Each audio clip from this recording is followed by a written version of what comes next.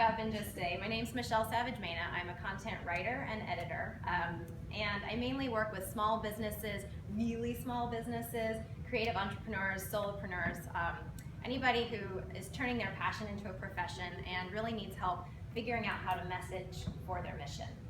And so what I was just saying a moment ago in the handout that I passed out, this is one way as I'm starting to create content for one of my clients that I really start to hone in on what their business is all about. So when they can tell me who it is very specifically that they want to work with and why, then I can really figure out how to craft the best message for them. So you guys already probably know and have heard that when you start your business, maybe unless you're selling Scotch tape or power and water, your customers are not everybody. You're not trying to sell to everyone. And when you first start your business, and I'm guilty of this included, you might have a message that's way too general, way too far and wide. And you're excited about your business. You have experience or a certain gift. You might feel compelled or called to create a service in the world, a product you can't wait to sell people. And so you just want to blast that message out and say, oh, I'm going to shine my light so bright. Can't wait until I attract all the right customers. And then, where is everybody, right? Where did all those people go? I'm telling everybody how awesome I am, and I know I've got this thing to share. But it's just like fishing. So if you think about having a message like a net, and you cast it really far and really wide, what happens when you spread a net apart?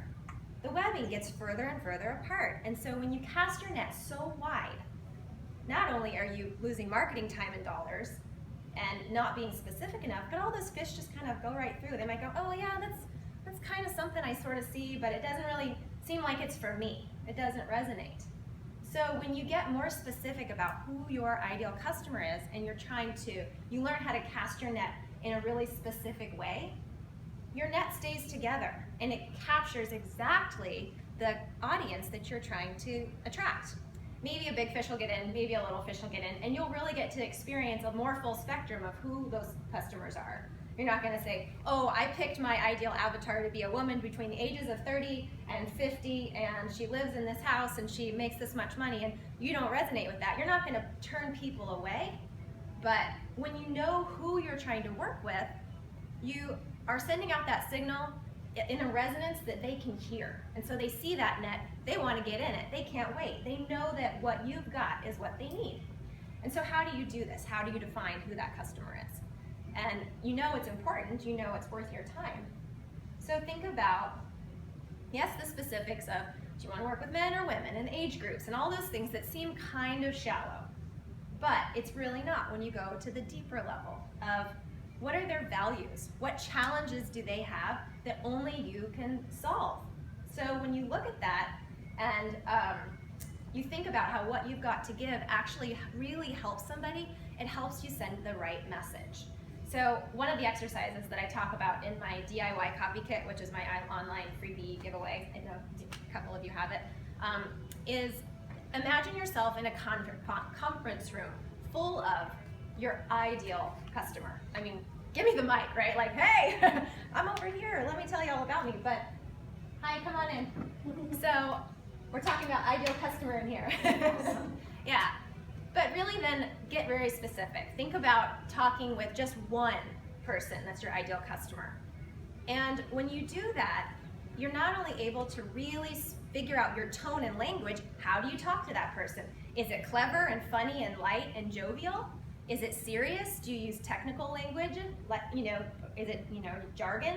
Do you need to simplify things and make it more accessible? So picturing that avatar and knowing where you can find them, who those people are specifically, and then how you speak to them and what challenges they have really helps you start to formulate that message that's going to be the right message for your mission.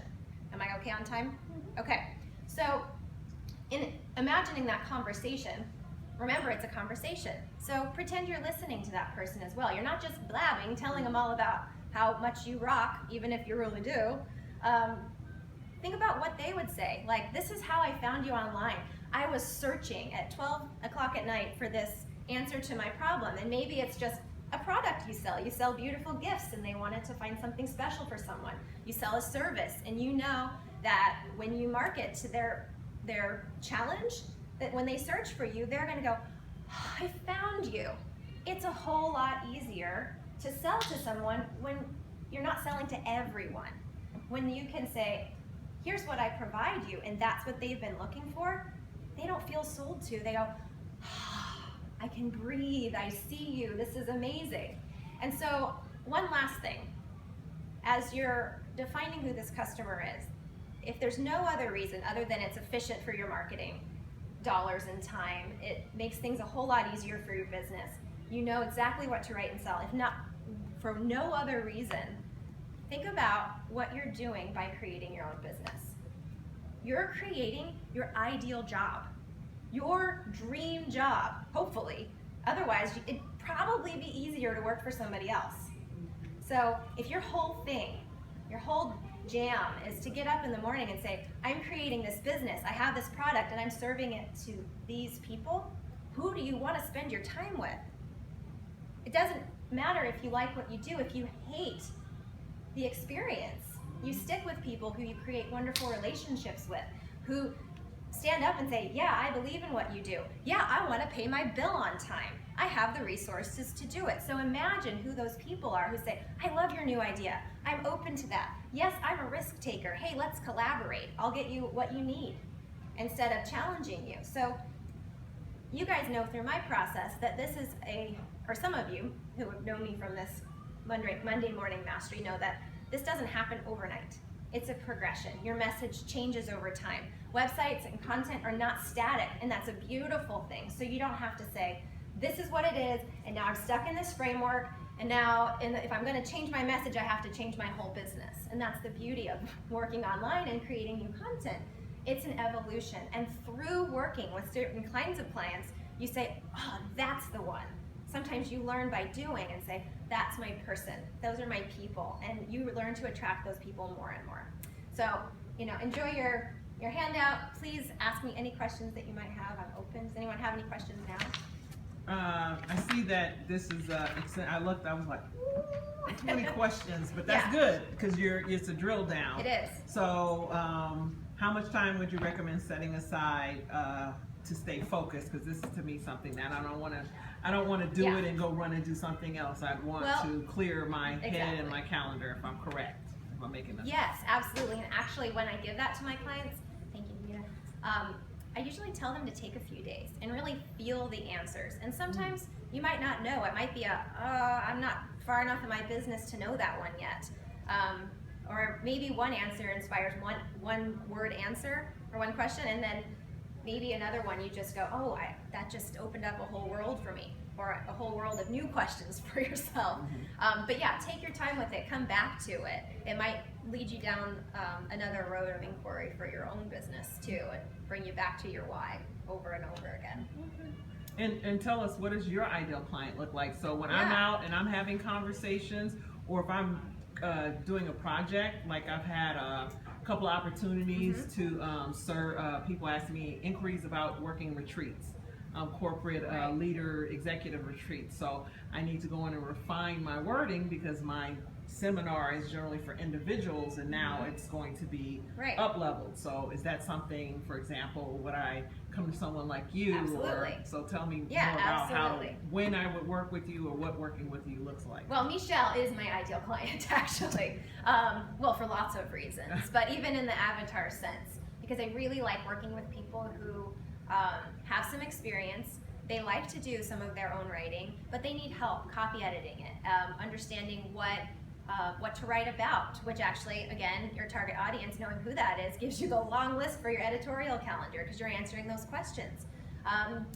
For me, my target audience is getting more and more narrow, and it keeps coming back to who I was before I started my business, and I love education, I love wellness, I love personal development, and so people who happen to work in those genres really end up resonating with the message I'm sending out. And then through referrals, my business is growing into a larger base of people who are my exact people. And so I can attest, that over a very short amount of time, my business has almost quadrupled. I would say, tripled safely in a matter of weeks, and it has been not only because of, but since I got really clear about who I want to work with and who I enjoy working with, and set that intention and made that happen. A lot of that has to do with coming to Orange Co-working also, where I've met an amazing community of people, and we all just kind of mesh and help each other out, and it's been pretty powerful. But yeah, my message keeps honing in and changing over time too, and so will my website and my content, and it's pretty nice when you don't feel paralyzed by it or trapped by it. Well, thank you. Thank you.